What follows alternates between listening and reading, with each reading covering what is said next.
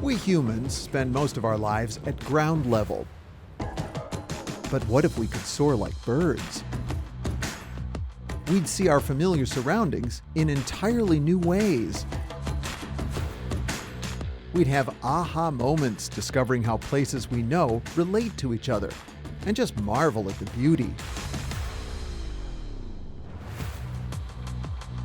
Yes, we get brief glimpses of this from airplane windows and limited perspectives from skyscrapers, but what if we really were free to soar anywhere, at any altitude?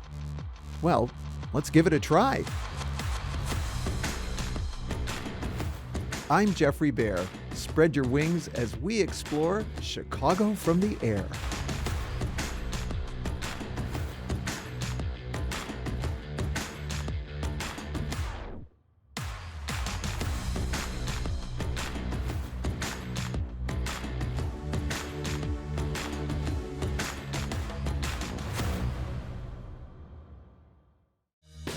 Lead support for Chicago from the Air is provided by BMO Harris Bank and by the Nagani Foundation.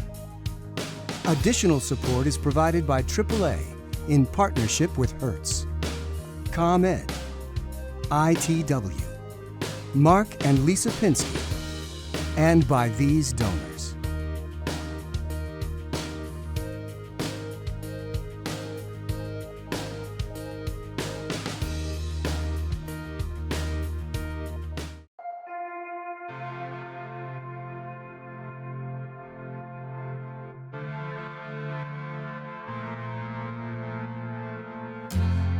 Anyone who's flown into Chicago at night has marveled at the vast street grid, extending as far as the eye can see.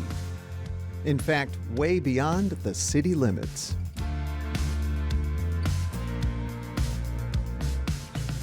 When it comes to getting our bearings on that grid, we have a language all our own.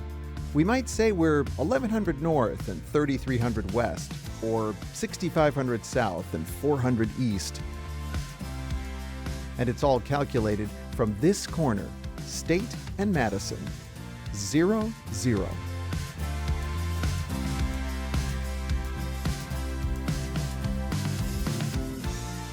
Who dreamed up this ultra-logical system?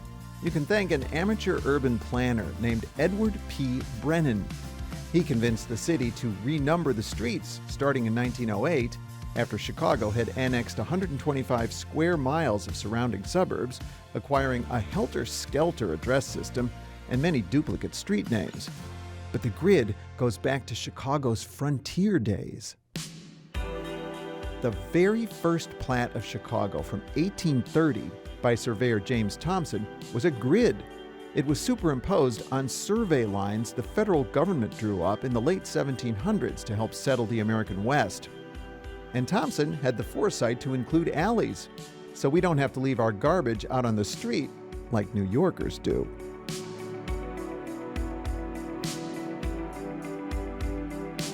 To this day, Chicago's wide arterial streets follow those 18th century section lines across our city of neighborhoods, lined up almost exactly on the cardinal points of the compass. But nobody's perfect. Every now and then, there's a hiccup in the street grid. One urban myth says these jogs are minor corrections due to laying straight lines on the curved earth, but they're more likely borders where one surveying company's work just didn't line up with another's.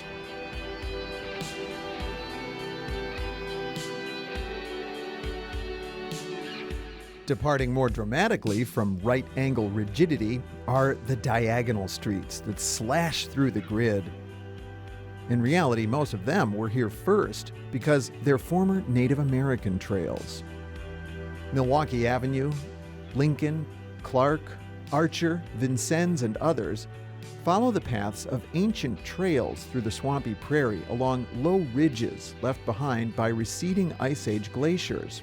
They converged near the mouth of the Chicago River, which was a trading hub long before non-native settlers arrived.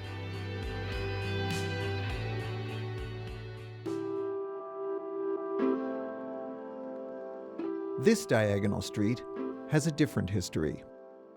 It's a line Native Americans couldn't cross. Rogers Avenue follows the so-called Indian Boundary Line. This line, established in an 1816 treaty, banished Native Americans from living close to the Chicago River, reserving that coveted property for white settlers.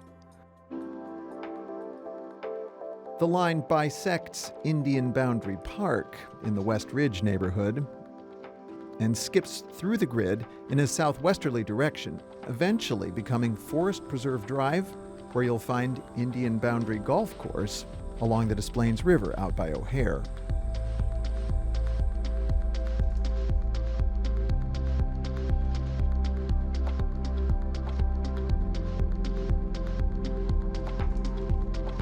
Some diagonals have disappeared.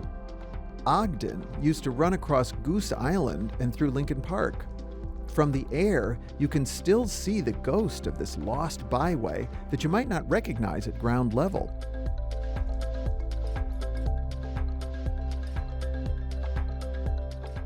The St. Valentine's Day Massacre happened just a few blocks from where Ogden used to terminate at Clark Street.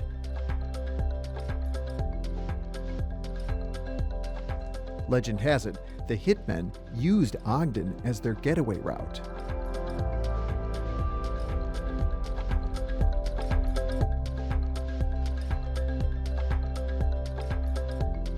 Railroads have left traces too. In South Chicago, the path of an abandoned B&O railroad right-of-way is now occupied by a row of homes that lends a different slant to the neighborhood.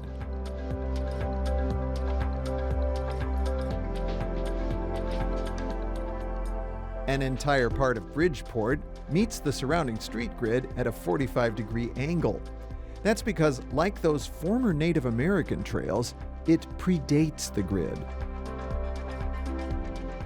Old Bridgeport, originally called Hardscrabble, was a shantytown settled by Irish and other immigrants who came in the early 1800s to build the Illinois and Michigan Canal, connecting the Chicago River to the Mississippi. A century later, the Stevenson Expressway was built right on top of the defunct canal, which had been replaced by the much bigger Chicago Sanitary and Ship Canal.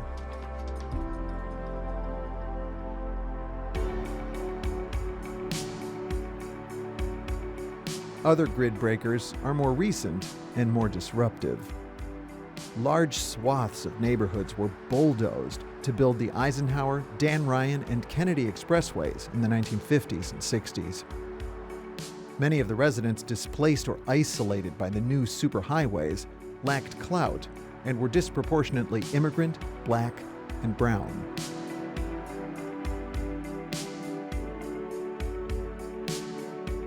Another marker of inequity is easily seen from the air.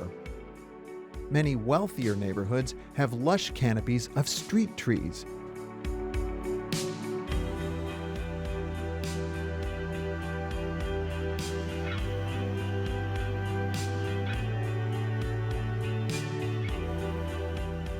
By comparison, some parts of the west and south sides have few trees and many vacant lots.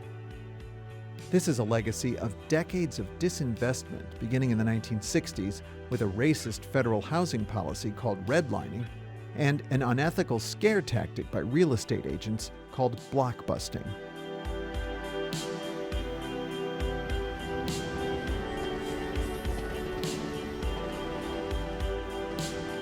Other neighborhoods were wiped out altogether by urban renewal, another 1960s-era policy that mainly targeted people of color. Sandburg Village, which turns its back on LaSalle and Clark Streets and orients inward to park-like promenades, replaced a Puerto Rican barrio nicknamed La Clark on the doorstep of the wealthy Gold Coast.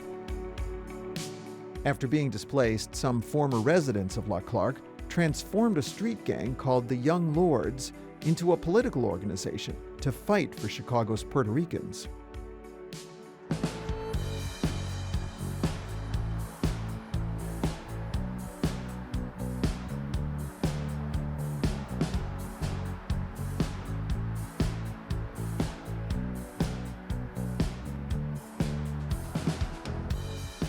The expressways, had another impact in the 1950s and 60s. They spawned modern suburbs that sprouted on former farmland near highway exits.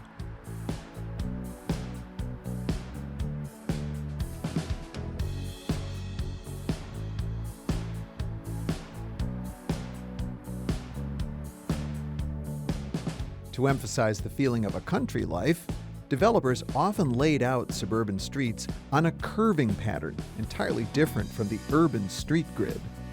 This idea of a planned community designed to look natural was pioneered a century before the interstates in West suburban Riverside, one of America's first planned suburbs. In 1869, the famous designers of New York's Central Park, Frederick Law Olmsted and Calvert Vaux, were commissioned to design a bedroom community on farmland along the Des Plaines River. Inspired by a scenic bend in the river, Olmsted and Vaux created sinuous streets that wind through a pastoral landscape. They mandated that homes be set back from the street, creating the all-American front lawn.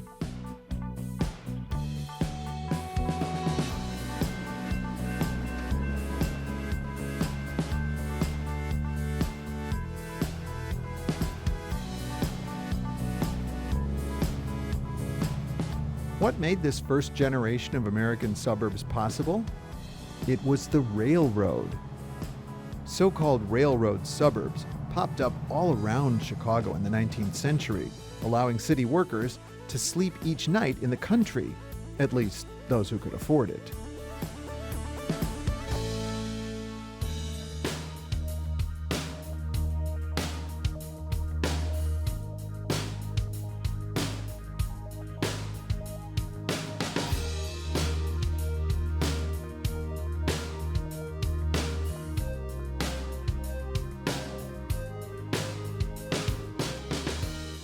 Even areas that are now part of the city were rural retreats in the 1800s, like Auburn Park with its scenic lagoon, a remnant of the wetland that was drained to develop the community in the late 1800s.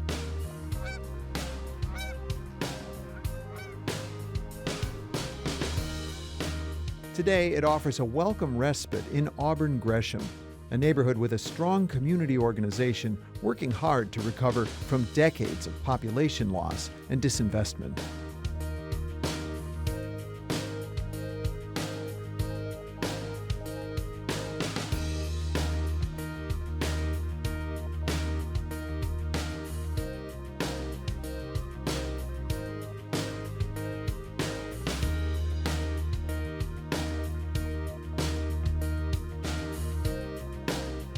Norwood Park on the northwest side was envisioned as a resort area back in the 1860s. The center of the subdivision is a perfect oval. Even the alleys.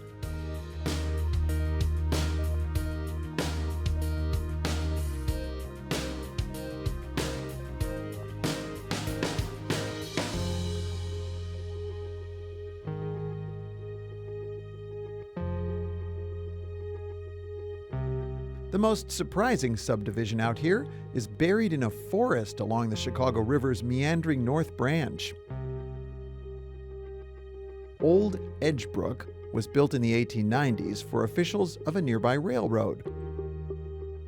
But plans to build a larger commuter suburb here fizzled.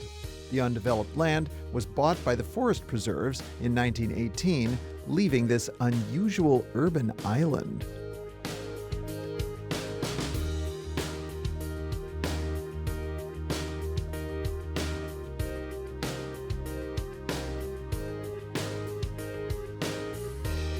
In the 1950s, several developers built suburban-style subdivisions within the city, like Scottsdale in Ashburn.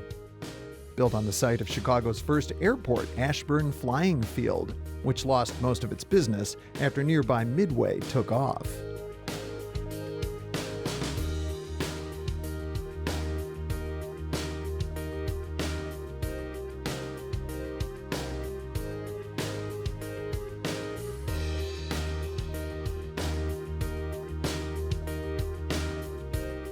Geoffrey Manor and Marionette Manor in South Deering were developed for returning World War II veterans, many Jewish, who worked in nearby factories.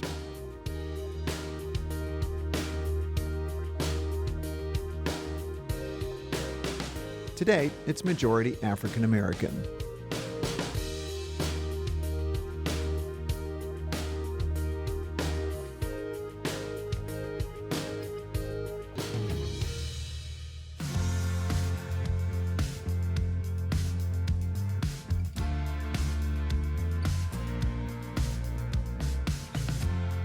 So yes, there are plenty of places where the grid goes haywire, but it's still more the rule than the exception. At first glance, this might suggest a metropolis of strict, orderly sameness. But Chicago is a city of infinite variety, where fortune seekers and hard-working immigrants built a sprawling industrial landscape.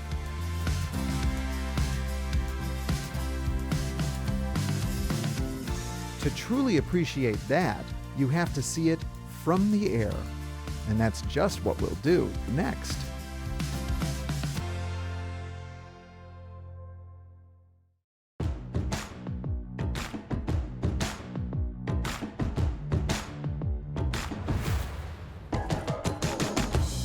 Chicago was built on the backs of hard-working people, and much of their work was on the waterfront.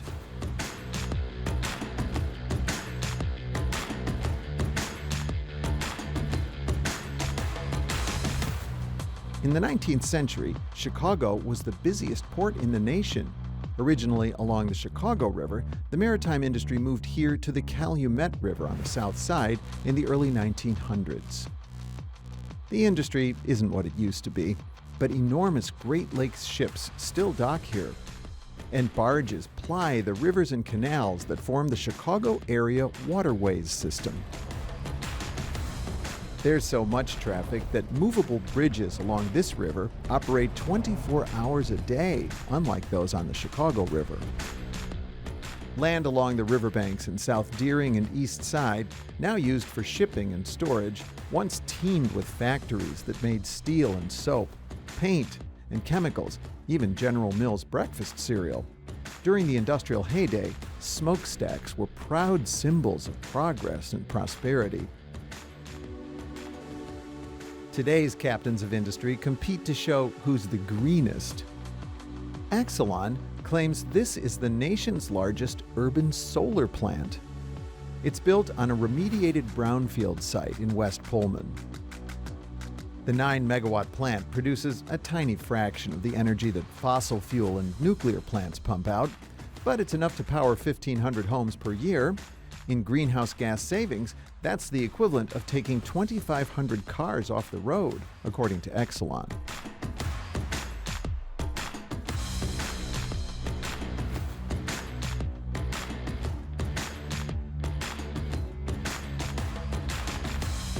Some factories are still going strong here. This is Ford's Chicago Assembly Plant in Hegewisch. It's the company's oldest continuously operating plant. It opened in 1924 to produce Model Ts. Today, the nearly 3 million square foot facility cranks out Ford Explorers and Lincoln Aviators after a $1 billion retrofit in 2019.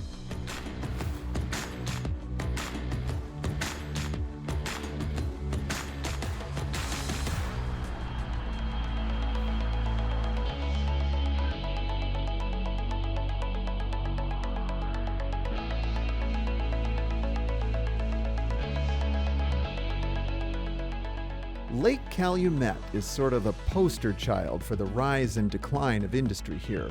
It was once known for its natural beauty and abundant wildlife.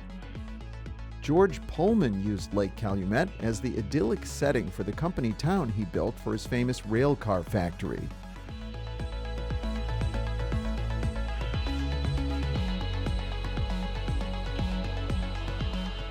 With the anticipated opening of the St. Lawrence Seaway in 1958, the lake was deepened and long peninsulas were added to serve as slips for the ocean-going foreign freighters that were expected to arrive in large numbers, but didn't.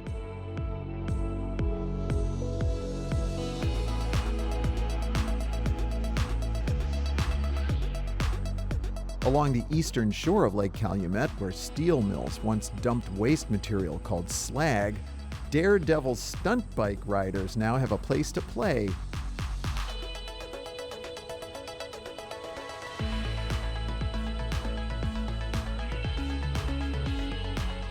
This is part of a massive repurposing of old industrial land in this region for recreation and nature.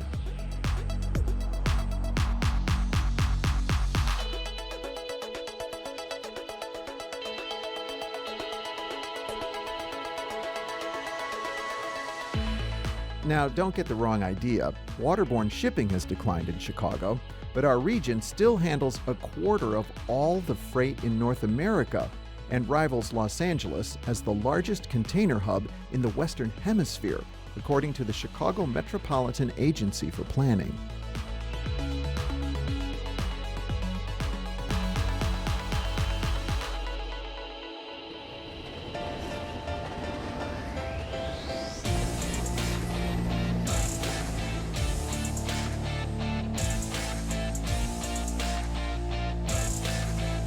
Flying closer to downtown, we can see that in days gone by, the railroads clustered here.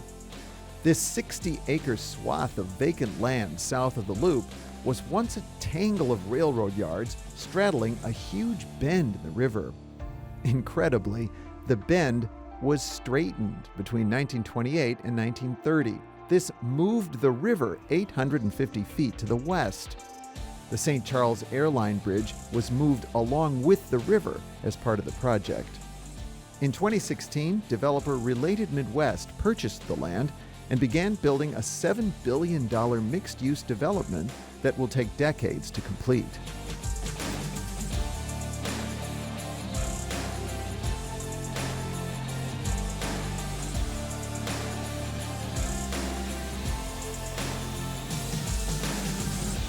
Abandoned rail lines also make awesome bike trails.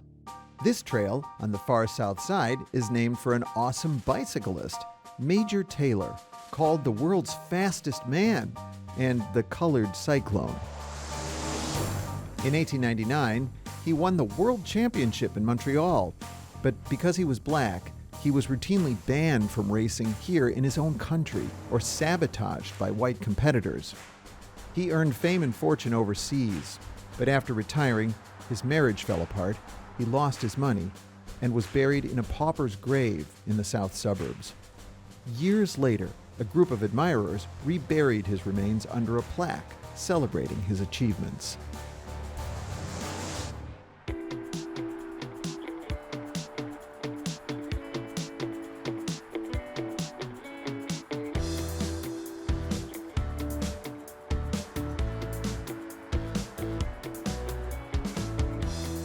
On the north side, this rail embankment, abandoned in the 1990s, was transformed into the 606, designed by renowned landscape architect Michael van Valkenburg.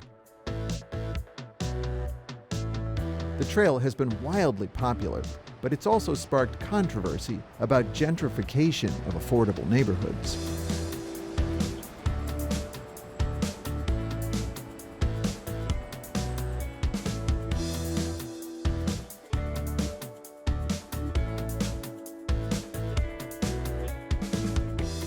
Undoubtedly, Chicago's most notorious industrial artifact is a little tributary to the Chicago River's south branch called Bubbly Creek. It was once an open sewer running from the long-gone Union stockyards nearby.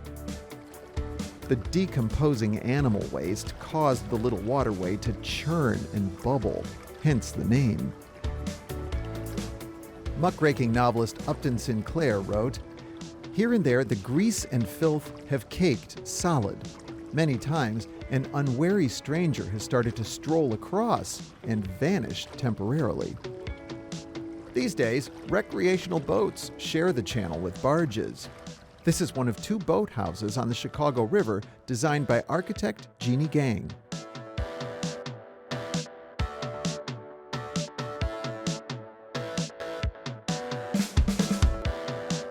But lest we forget, the Chicago River is still a wastewater channel.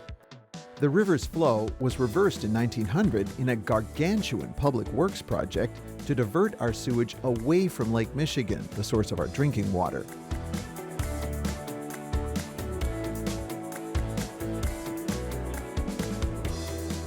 Today, treatment plants clean the wastewater before sending it on down the Mississippi.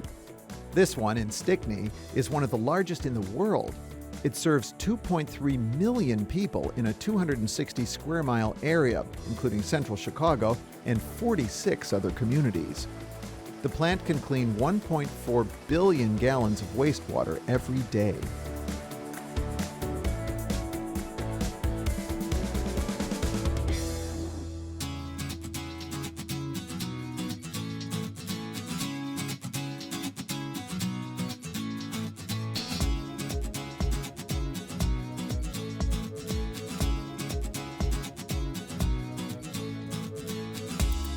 The industrial past has left its mark on the Chicago River's North Branch, too, in the form of a man-made island.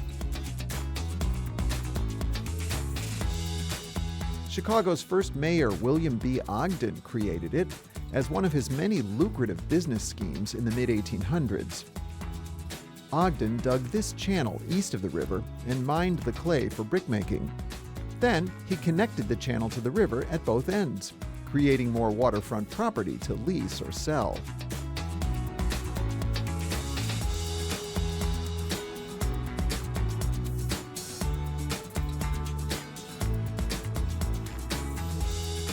The area became heavily industrialized, and many immigrant workers settled in a surrounding shantytown nicknamed Little Hell for the flames from the local gasworks and possibly for the dangerous streets as well. In the post-industrial era, Goose Island, like much of the land along the Chicago River, is targeted for residential redevelopment.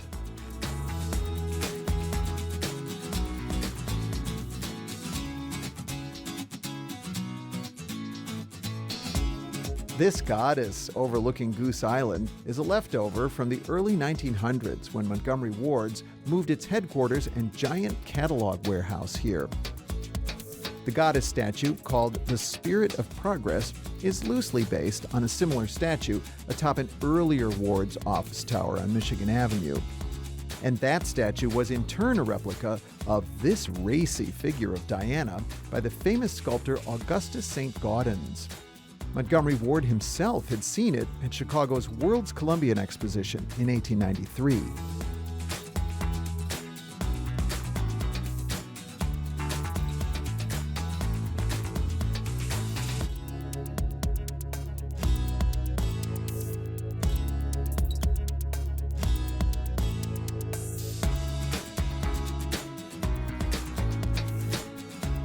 Here's maybe the most creative reuse of a defunct industrial site.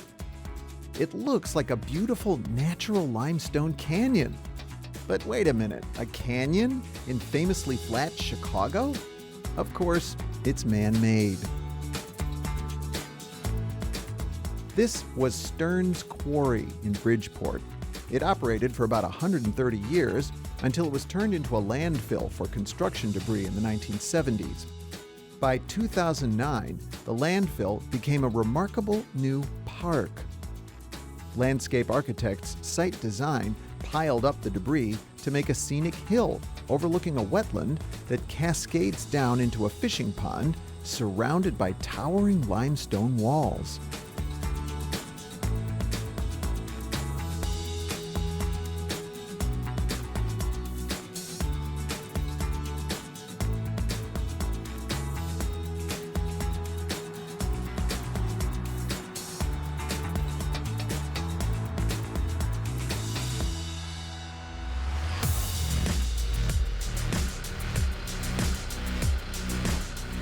A much, much bigger quarry is still going strong in the far south suburb of Thornton. In fact, it's one of the largest quarries in the world, mining stone that's crushed up to make gravel and concrete. In places, it's 450 feet deep. That's about 45 stories.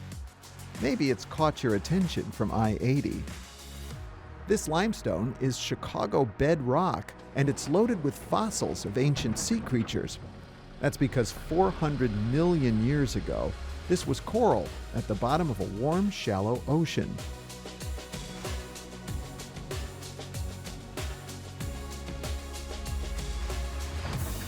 Today, a mined-out part of the quarry is used as a reservoir.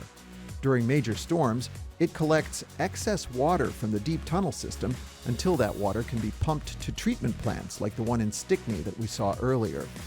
But in other parts of the quarry, management says there's enough limestone left for another 200 years of mining.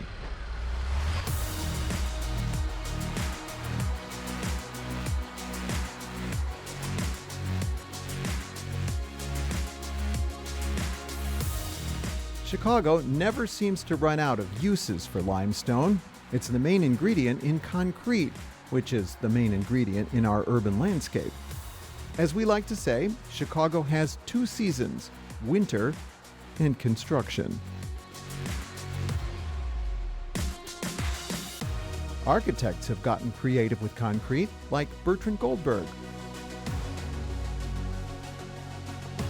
And Jeannie Gang, who created these flowing forms.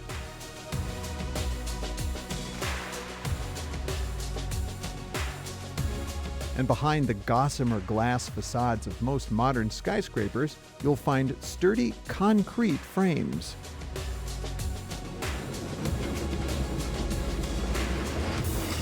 But the material that first made the skyscraper possible was metal. Chicago is arguably the birthplace of the skyscraper, the place where architects and engineers in the late 1800s figured out how to support buildings with interior steel or iron frames instead of thick outer walls of stone or brick.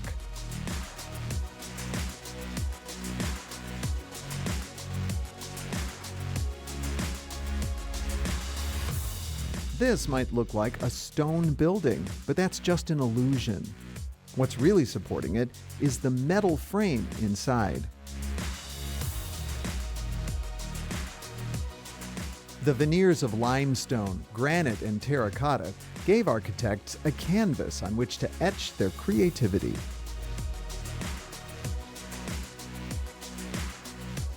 By the 1950s, modernists like Mies van der Rohe stripped away the walls altogether to proudly and honestly show off the steel frame itself.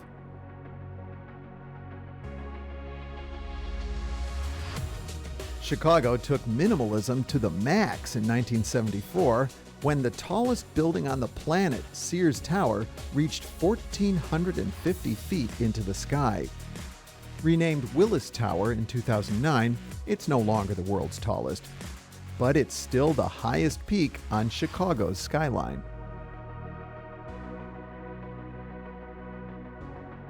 There's something natural in these steel and concrete canyons, but you can't see it from the street. Chicago has more than 500 green roofs, totaling 5.5 million square feet of rooftop foliage. They help cleanse the air of carbon and keep rainwater from overwhelming sewers. Now, most rooftops are off limits, but thankfully, our region abounds with natural beauty that we can all enjoy. And that's what we'll explore next.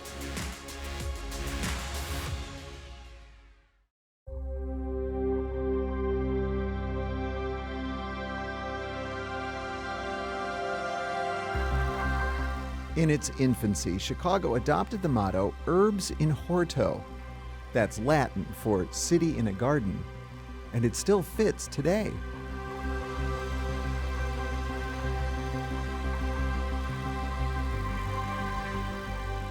Visionary leaders at the turn of the 20th century preserved thousands of acres of surrounding forest and natural areas as the booming city grew.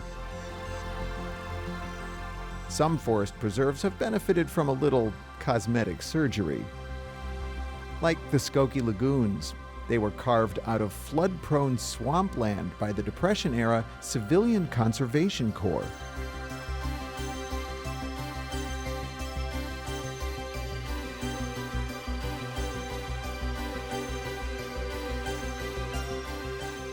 The crown jewel of the Cook County Forest Preserve District is the 385-acre Chicago Botanic Garden, just north of the Skokie Lagoons in Glencoe.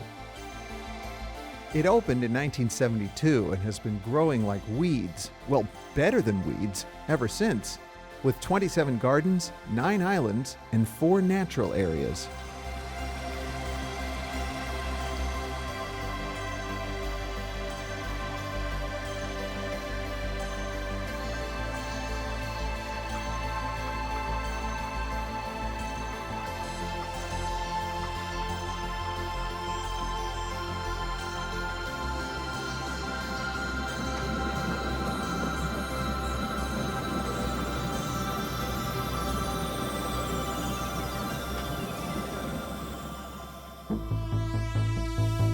So the city is in a garden, but what about gardens in the city? Jackson Park, on the south side, was one of several large pleasure grounds that public health reformers campaigned to create in the mid-1800s, as Chicago was bursting at the seams. To design this park, the proud city sought out the most famous landscape architects in the country, Frederick Law Olmsted and Calvert Vaux. Inspired by the duny lakefront setting, they designed a water-oriented park with meandering lagoons.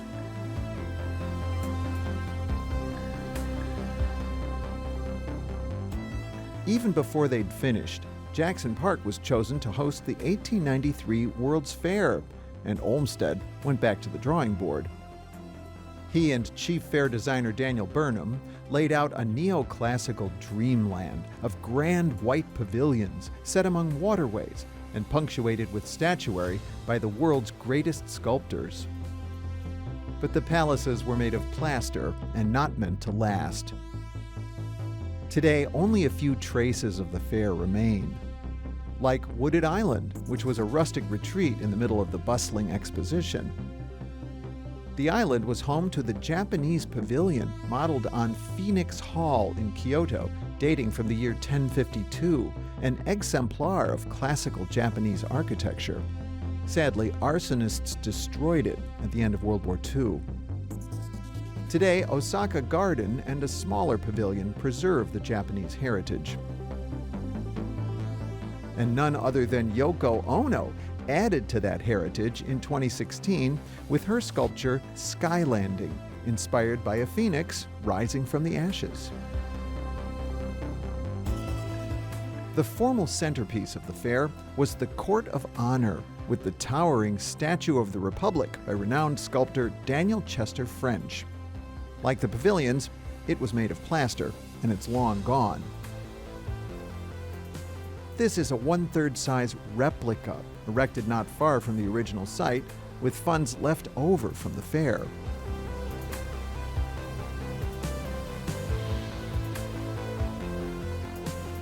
The Museum of Science and Industry is the lone fair pavilion still standing. Unlike other fair buildings, it had sturdy brick walls behind the plaster facade. Because it was the Palace of Fine Arts, housing treasures from around the world. After the fair, it became the first field museum, displaying a vast array of artifacts left behind by exhibitors. That collection moved to a brand new field museum downtown in the early 1920s, and the abandoned old palace fell into ruin.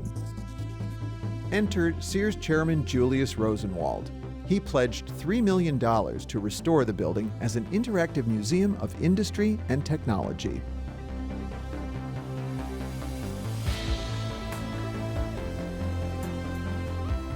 Jackson Park is just one of several large showcase parks on the south and west sides, dating from the mid-1800s. One of America's first boulevard systems connects these parks together. It's a chain of leafy parkways forming a winding green corridor through the dense city.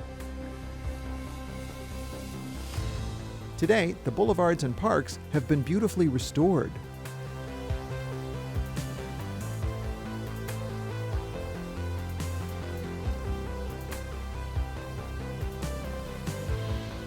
The chief landscape designer of Garfield Park and the other big West Side parks, Humboldt and Douglas, was Civil War veteran William LeBaron Jenney. who would later be credited with designing the world's first skyscraper.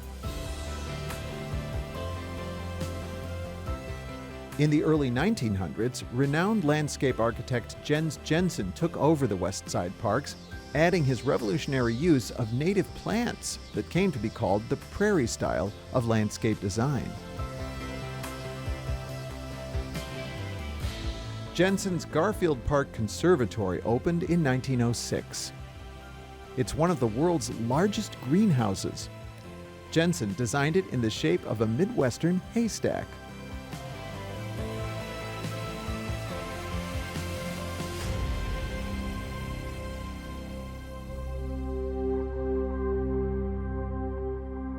Faith communities have added to the beauty of our diverse region with houses of worship that take your breath away regardless of your beliefs.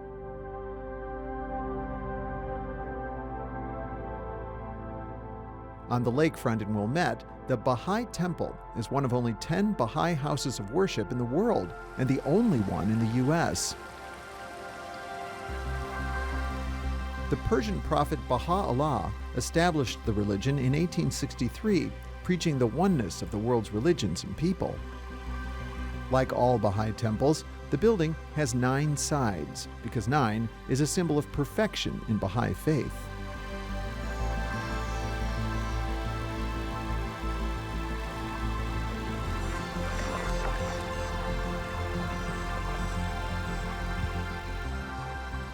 Another lakefront gem is North Shore Congregation Israel.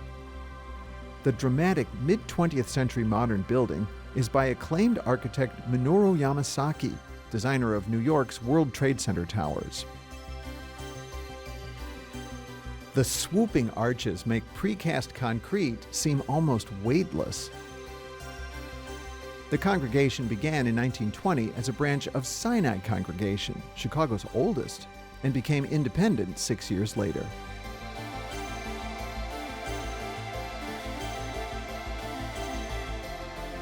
The Prayer Center of Orland Park, which opened in 2006, serves the Islamic community in the southwest suburbs. The Golden Dome, arched entrance, and 8-sided plan are inspired by the 1,300-year-old Dome of the Rock in Jerusalem.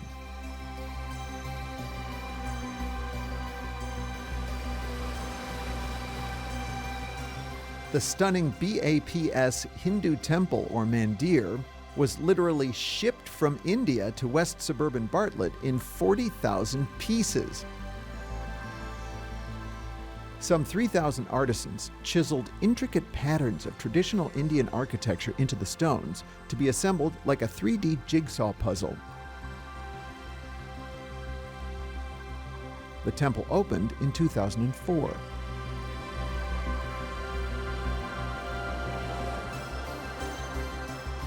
St. Mary of the Angels in Bucktown lives up to its name. 26 angels surround the dome, resembling St. Peter's Basilica in Rome. The opulent Italian Renaissance and Baroque styles were popular for Chicago's so-called Polish cathedrals, built to serve tens of thousands of Polish immigrants. These grand churches were so important to the community that the Kennedy Expressway was routed around nearby St. Stanislaus Kostka to save it from the wrecking ball.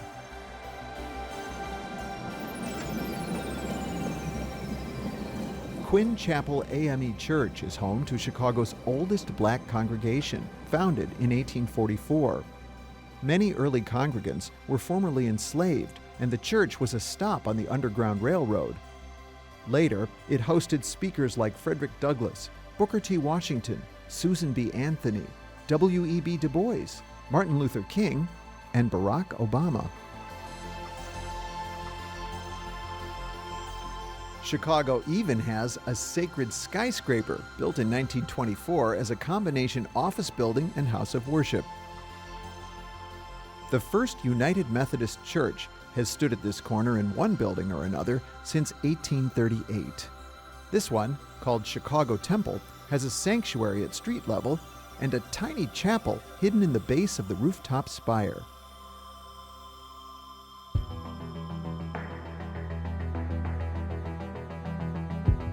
Chicago's most sensational natural feature is that big inland sea to the east. And we're unique among world cities in that almost our entire waterfront is a park. The 18-mile-long lakefront park system is the signature feature of the 1909 Plan of Chicago, also known as the Burnham Plan. Dramatic pedestrian bridges solved a big problem for Southsiders. For many years, they had a hard time getting to their lakefront park because they had to cross not only Lakeshore Drive, but also the Illinois Central Railroad that the city ill-advisedly ran up the South Lakefront in the 1860s.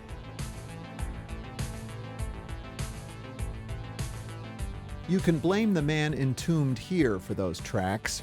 Senator Stephen A. Douglas had an estate here and cooked up the land grant that allowed the railroad to come up the lakefront right past his property.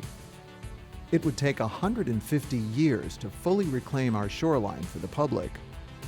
The tomb features a statue of Douglas, who owned enslaved people. It towers above the black neighborhood of Bronzeville, which has led residents and state legislators to call for its removal.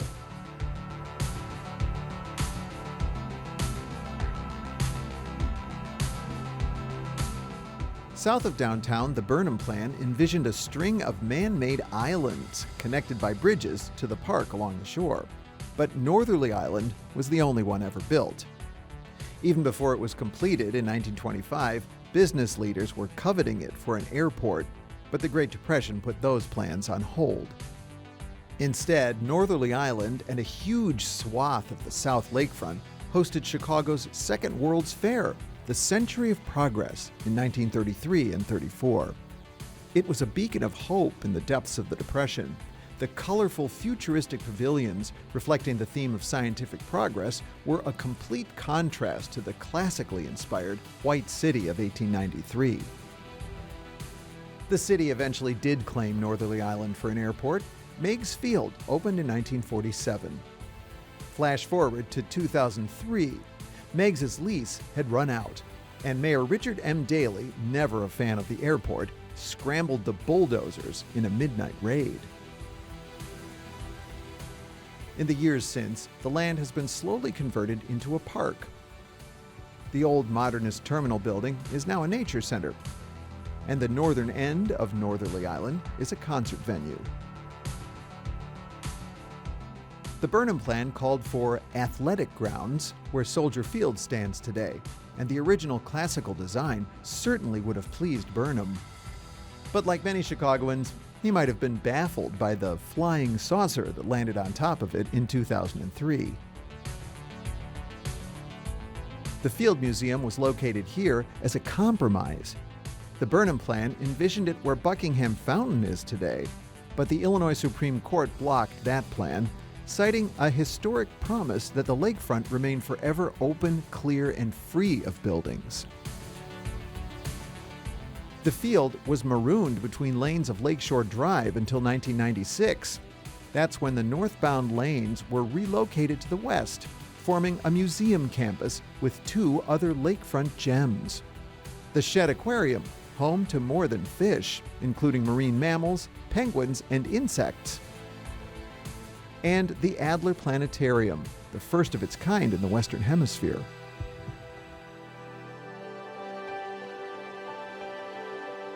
Grant Park is Chicago's front yard, and like the rest of our lakefront, it's an entirely man-made natural wonder. In fact, this is where the most dramatic battles took place to reclaim the lakefront for the people. Reclaim it from whom, you ask? The Illinois Central Railroad. As it approached downtown, the railroad ran onto a trestle about 300 yards out into the lake, in full view of downtown, terminating in a huge railroad yard at the mouth of the Chicago River. The water between the shore and the trestle became a stagnant lagoon. After the Great Fire, the ashes were thrown into the lake, filling the lagoon. Now, on maps, it was called Lake Park, but it more closely resembled a trashy no-man's land, with squatters' shacks, piles of rubbish, and even the occasional traveling circus. Businessman Aaron Montgomery Ward fought a 20-year legal battle that finally forced the city to clear the land for a park. Other business leaders, newspapers, and politicians had all opposed Ward. The Tribune called him a human icicle. In the aftermath, Ward bitterly told a newspaper reporter, "Had I known how long it would take me to preserve a park for the people against their will, I doubt if I would have undertaken it. Perhaps I may yet see the public appreciate my efforts, but I doubt it." Hopefully, Ward is looking down on us today to see how much we do appreciate his legacy. The Illinois Central Railroad tracks have been depressed below grade and the park extended far beyond them out into the lake. An underutilized patch of grass atop an underground garage is now Maggie Daly Park, with playful elements and naturalistic-looking hills and winding paths. And the last remnant of the old railroad yard was finally covered up in 2004 with the completion of Millennium Park. Its 21st century design, with public art and architecture, has attracted millions of tourists and multiple millions of dollars in surrounding real estate development.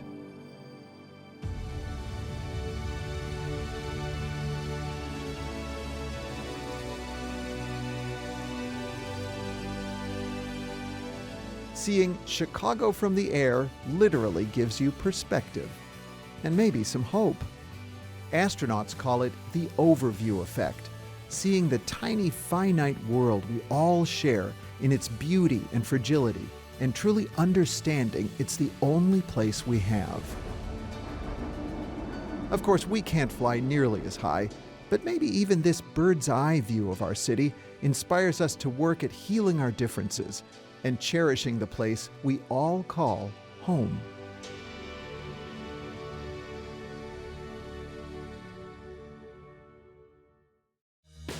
Lead support for Chicago from the Air is provided by BMO Harris Bank and by the Nagani Foundation. Additional support is provided by AAA in partnership with Hertz, ComEd, ITW, Mark and Lisa Pinsky, and by these donors.